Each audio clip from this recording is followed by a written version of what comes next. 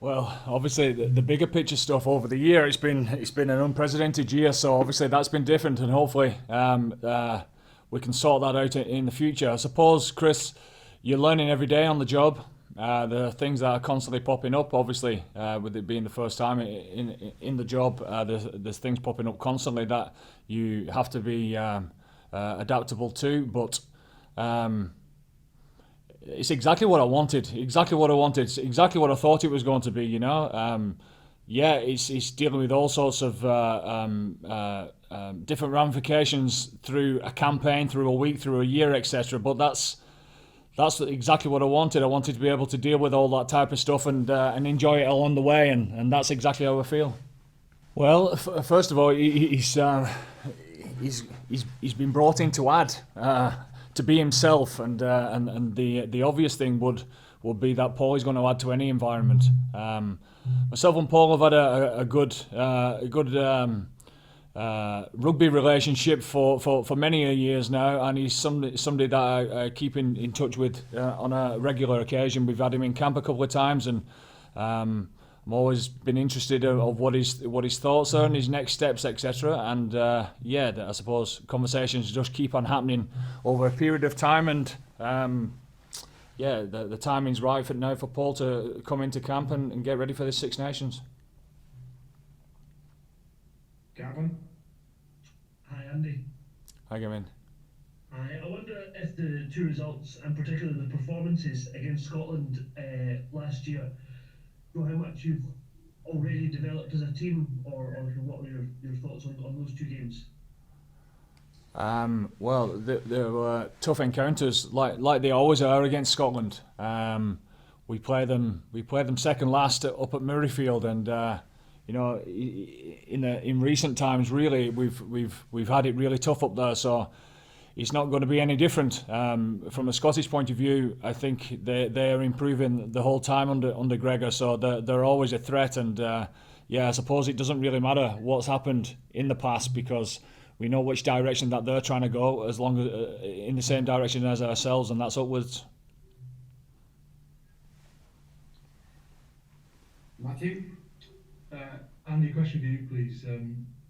Obviously, I know you didn't coach directly against Warren Gatland as Ireland head coach, but what have you noticed in the way Wales are trying to play under Wayne Pivac versus the way that they used to play under Warren Gatland? Yeah, certainly different contrasts in styles, albeit I suppose every coach adapts to the team that they're playing against, and the conditions that they're playing in from week to week. But if I look at one of Wayne's first games, he was under the roof in Principality Stadium there against Italy, and they threw the ball around and had great width and great continuity in their attacking game, and that's something that we've seen with the Scarlets, I suppose.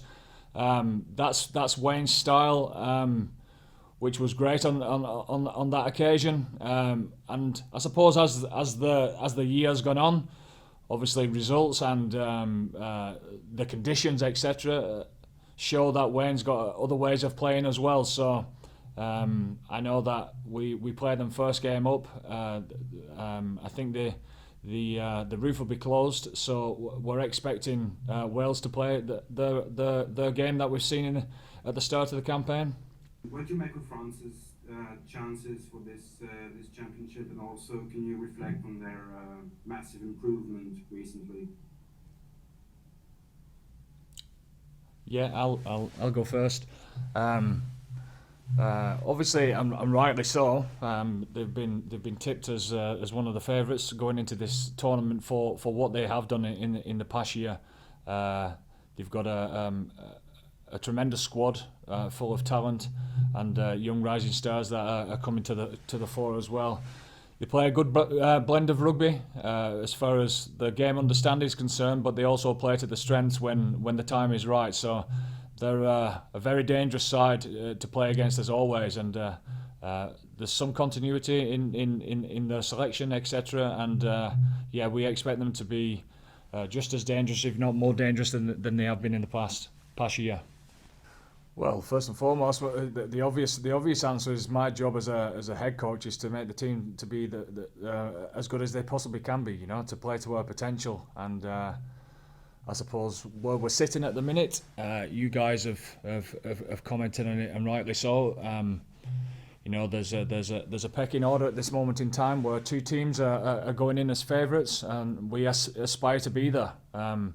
I suppose that comes from hard work and performing under pressure. We want to be back up there in that type of light come the end of this tournament.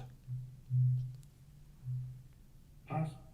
Andy, I suppose with the squad kind of announced this year for kind of first time to kind of chat about it since it was made.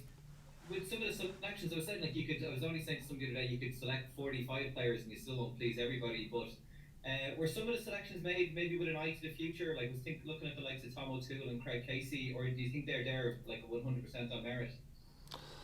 Well, like every international coach would tell you, there's always the here and now and the medium term and the future, and you've got to be able to deal with them all. I suppose selection always comes to first and foremost of do they deserve to be in the group, and with those young lads, etc., that people are talking about, of course they deserve to be in the group because they'll be in the group to make the group better. Obviously, the experience of them being in an international campaign of the ilk of a Six Nations is going to be big for them. So we'll see how they deal with that along the way as well. Paul? Hey Andy, just a question about it's a year nearly now. It was the Six Nations last year when the country went into lockdown, and here we are again, and we're going to be here till the 5th of March at least. How conscious are the group of, I suppose, the distraction that we're all looking for in the Six Nations, and that a bit of success for Ireland will help to lift the mood of the nation? Is that something you'll be impressing upon the group? Of course, it's the obvious question that we put to each other. There's a lot of things going on outside of camp, and sometimes you can get carried away in your own bubble. But it's a realisation of what is going on in the world and the joy that we can bring to the nation by making sure that we're at our best. So we understand that responsibility as well. Emma? Andy, what do you want to see from Ian Henderson during this campaign? Get fit, get back on the park, and get back to your best rugby. We know exactly what he can do when he's at his best, and any team in the world would want a fit and rowing Ian Henderson. So we'll see how he comes back into camp. We'll assess how he goes in the first 12 days of preparation leading up to the Wales game, and hopefully we can get him back up to speed as soon as possible. Martin? Hi Andy, you said that obviously there are two favourites going into this championship and you want to see Ireland back up there. How far away do you think this squad is from challenging England and France?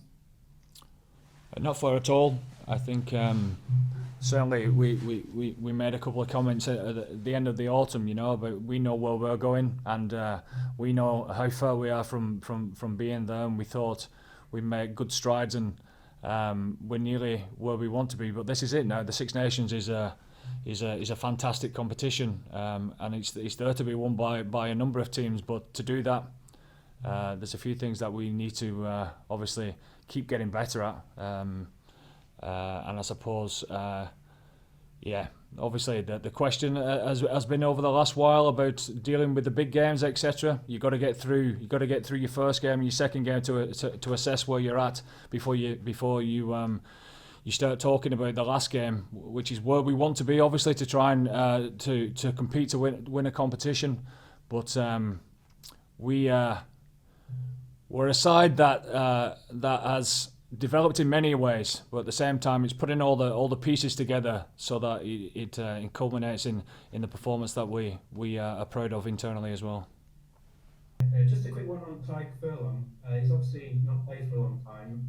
How is he, and will he be ready to start against Wales, and how much of a role can he play in this tournament?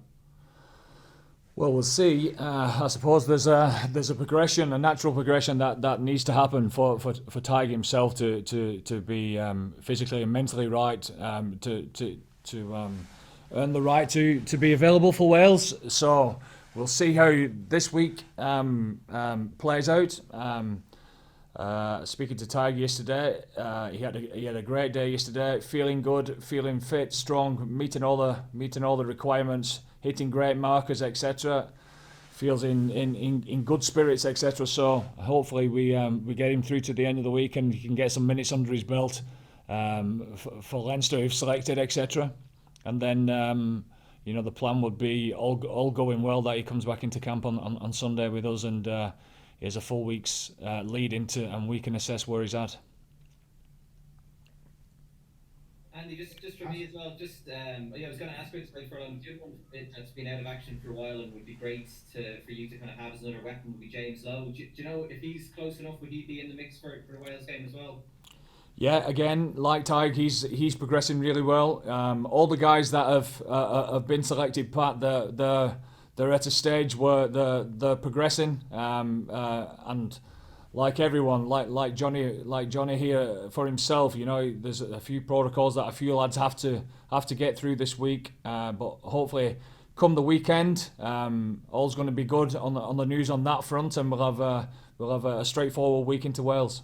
Well, it's certainly credit to our provinces and our provincial coaches, etc. of the dominance that's been showed over a period of time in the Pro 14. But I'm sure the Ospreys would have been pretty happy with what happened at the weekend. Connacht's the sports ground is a really tough place to go, and to come back into the game like they did and play some really good rugby, I suppose they'll be buoyant, especially with a lot of the Welsh boys that were on show on Sunday afternoon. So I'm sure that they bounced into work on Monday in the Welsh camp in good spirits. Well, I mean, the clear and obvious answer to that is a Dan Levy that's firing on all cylinders will put his hand up to get in any side in the world, wouldn't he? So. It's a bit early for Dan, obviously, with a couple of steps forward and maybe one back, but he's progressing nicely over a period of time. He was a long old time off, and it obviously takes time for guys with an injury of that magnitude to feel his way back into. I'm sure Dan will do in the next period of time. House of Rugby Ireland, here on Joe, together with Guinness. Game changed.